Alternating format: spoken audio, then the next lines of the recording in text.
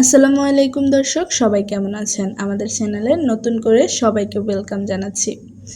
অনেকদিন গ্যাপ যাওয়ার পরেই কিন্তু আবার ভিডিও আমি আপলোড করা শুরু করছি। চেষ্টা করব এখন থেকে আবারও কন্টিনিউ করার। তো আজকে আমি আপনাদের সাথে শেয়ার করব খুবই সহজ এবং খুবই লোভনীয় একটি ভর্তার রেসিপি। যাদের মুখে রুচি নেই তাদেরকে এই ভর্তাটি দিলে কখন যে তারা 2 প্লেট ভাত শেষ করে ফেলবে টেরই পাবে না। বাসায় আজকেই কিন্তু ট্রাই করে দেখবেন। আর কেমন লাগলো রেসিপিটি আমাকে কমেন্টে জানাতে কিন্তু ভুলবেন না। তো চলুন আর বেশি কথা না বাড়িয়ে রেসিপিটি দেখে নেওয়া যাক। শুরুতেই আমি একটা কড়াইতে দিয়ে দিলাম পর্যাপ্ত পরিমাণ তেল। তেলটা খুব ভালো মতো গরম হয়ে গেলে এখানে আমি দিয়ে দিব প্রায় হাফ কাপের মতো একটু মোটা করে কুচি করে রাখা পেঁয়াজ। এবার পেঁয়াজটাকে নেড়েচেড়ে কিছুক্ষণ ভেজে নিতে হবে। আজকে আমি আপনাদের সাথে যে ভর্তার রেসিপিটা শেয়ার করছি এটা কিন্তু আমাদের কুমিল্লা অঞ্চলের খুবই বিখ্যাত একটি ভর্তা।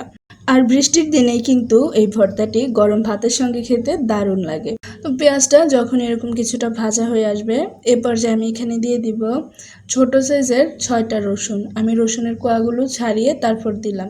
পেঁয়াজের সাথে এবার রসুনটাকেও খুব ভালো মতো ভেজে নিতে হবে। এইখানে দিয়ে দিচ্ছি আমি হাফ চা চামচ পরিমাণ হলুদের গুঁড়া। নেড়ে চেড়ে কিছুক্ষণ পেঁয়াজ রসুনটাকে ভেজে নিচ্ছি।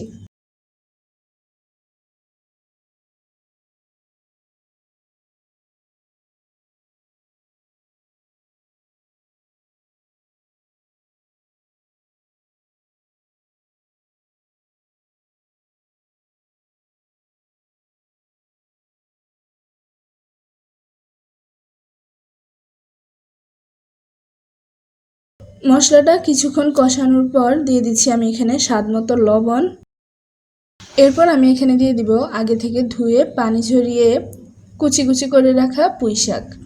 আমি এখানে 1.5 কাপের মতন পুঁই শাক দিয়ে দিলাম। পুঁই শাকটা দেওয়ার পর খুব ভালো মতো মরিচের এই মিশ্রণের সাথে মিশিয়ে নিতে হবে। চুলার আঁচটা কিন্তু এ পর্যায়ে মিডিয়াম লোতে থাকতে হবে। আর এই পর্যায়ে কিন্তু ঢাকনা দেওয়া যাবে না, ঢাকনা দিলেই কিন্তু শাকের পানি ছেড়ে দিবে। এই তো নেড়ে চেড়ে শাকটা যখন এরকম মিলিয়ে যাবে আর শাকের পানিটাও যখন শুকিয়ে যাবে এই পর্যায়ে কিন্তু নামিয়ে নিতে হবে।